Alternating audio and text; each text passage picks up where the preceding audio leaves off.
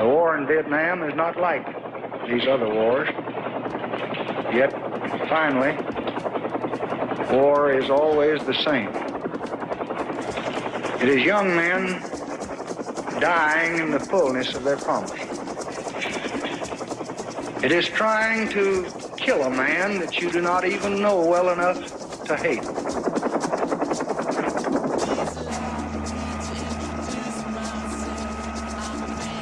Therefore, to know war is to know that there is still madness in this world.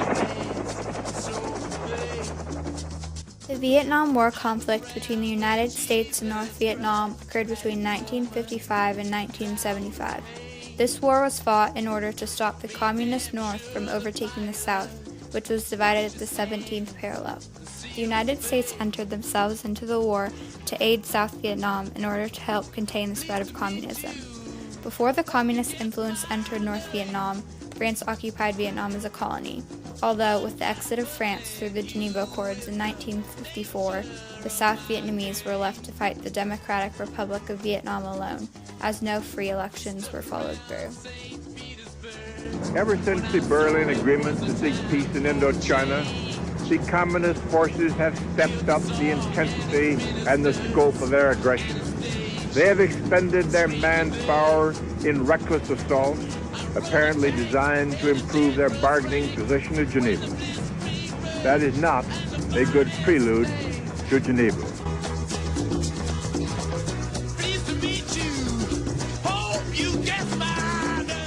The containment policy was utilized to stop the spread of communist influence in countries around the world.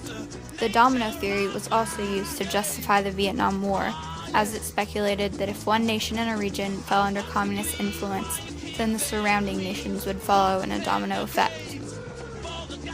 Against United States ships on the high seas in the Gulf of Tonkin have today required me to order the military forces of the United States to take action in reply.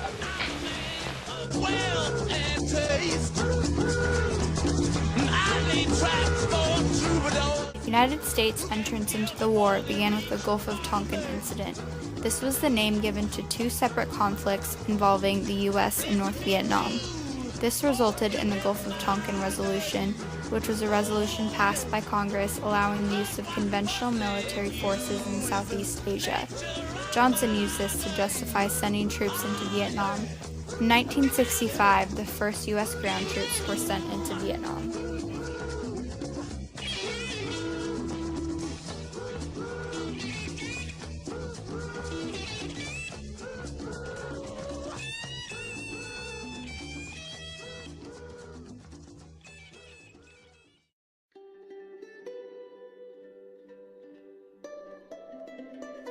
Three years later, the Tet Offensive, which was the Viet Cong launching multiple surprise attacks on the military and civilian command centers, changed U.S. opinion on the war. After this, opposition to the war became more common. The following year, Nixon created a policy that would train South Vietnamese forces to replace U.S. troops. This was known as Vietnamization. This same year, the public learned about the My Lai massacre, which was the killing of South Vietnamese civilians by the U.S. Army.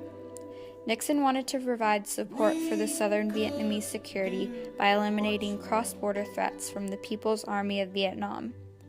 Nixon sent troops into Cambodia through a series of military operations, which went against his own plan of taking out troops.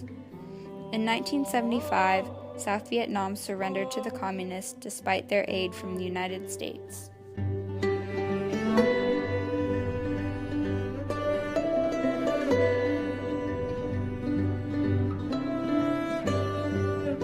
This defeat resulted in a feeling of inferiority throughout the United States and South Vietnam. The war created the Vietnam Syndrome, which was the general opposition to war, and this brought about anti-war movements as well as an increase in counterculture. The defeat made the United States very hesitant when considering future conflict, and they did not get involved in foreign affairs for many years. Feelings of distrust towards the government spread throughout the United States as Americans began to question their authority. This created a divided society as well as it provided the United States with a new outlook on foreign affairs. oh,